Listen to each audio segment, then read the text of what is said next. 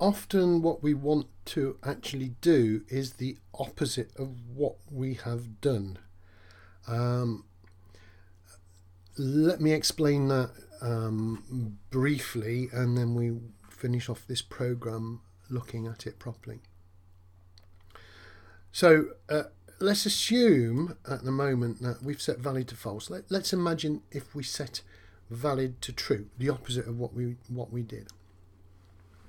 And then we went through the characters, each character in the binary string.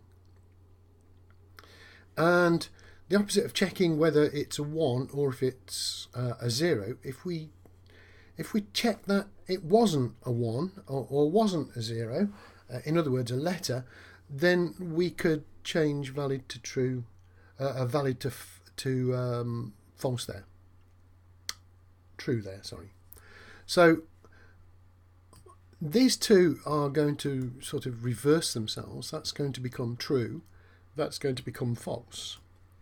And instead of checking for a 1 or a 0, we're going to check if it's not a 1 and it's not a 0. So we're going to have to change this and the logic here. If we did that, then we've got a good chance of it working.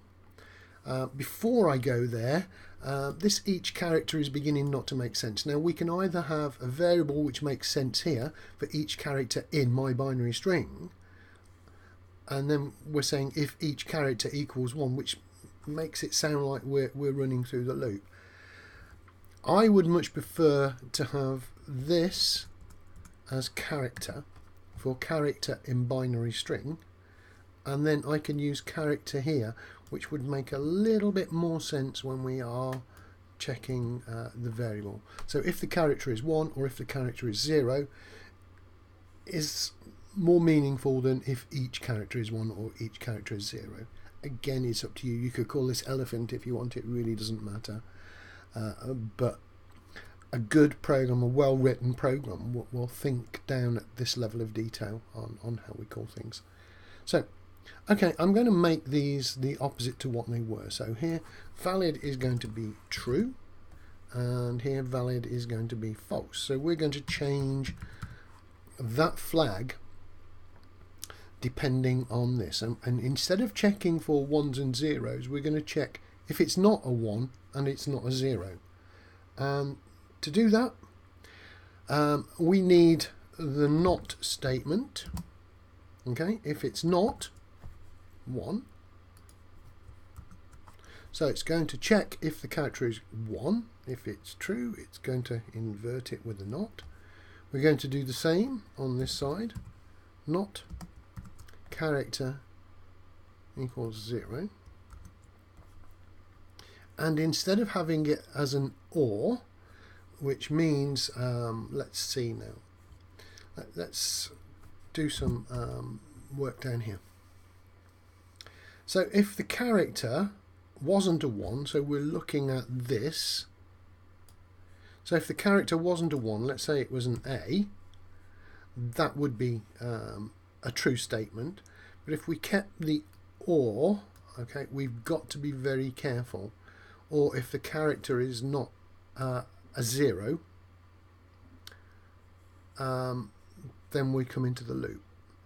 We've got to be very careful because if you remember that the pattern for or was, let me see, a 1, a 0 and a 0, it gives me a 0, a 0 and a 1 gives me a 1, a true, a 1 and a 0 gives me a 1. So anytime any of these are 1s, the answer is true. So that's the truth table for an OR gate.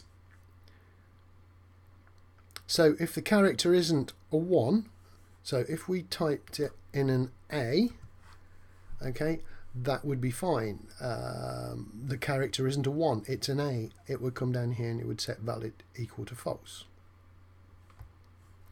Or if the character is not a 0, well, it's an A, so that would be fine too.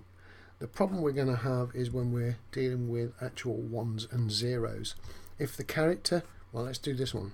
We've got a 0 as our string. If the character is not a 1, well, that is true. It's not a 1, it's a 0. So we are looking at this one here. Or it's not a 0. Well, actually it is a 0, so this one fails. This one becomes false, and we get a true. So we come into the loop and we'd set valid to false, even though it was a 0. So what we really need is the AND gate, which is only true when both of these conditions are true. So if the character is not a 1, it's certainly not a 1, and the character is not a 0, oh, it is a 0. Using an AND gate. So I've got a 0, a false, and a true. And a false and a true gives me a false, so this loop, this condition would not be executed. If this was a 1, okay, this one here would be true. We've got that there. This one would be false. It's not there, so it would be that one, and it would give us the false. Now that's a bit simplistic because I've sort of inverted each one of these, so it was the opposite to what I was saying, but the same holds. So using the AND, okay, the only time we're going to get it is if both are not 1 or a 0. So let's see that in action. So if I save my program, file, save as minitask3.py,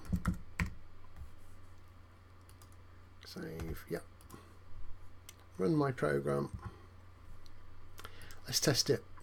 So the first one to test was nothing at all, an empty string. There we go, you didn't enter anything, that was good. Run the program again. I'm going to enter ABC as I did before. None of that is a binary string, so it's false, it's not a binary string. I'm going to run the program again. This time I'm going to give it a binary string, 1010. True, it's a binary string. And if you remember last time we did A100, we're going to try that one. So A100 and false. Okay, so that has recognized that it's got the character A in. It can't be a binary string, so it's returned false. Wow, that was rather a lot for you to take on board. A lot to take on board because I'm explaining it, and sometimes my explanations aren't the best explanations in the world, but we didn't do a lot to change it. We just changed these values around, and we used nots and the AND instead of the OR. The rest of our program remained the same. Remember what I said at the very start of this video is a lot of the time you've done the right thing, you just need to reverse everything to get it right. That's going to take some practice, but you will get there.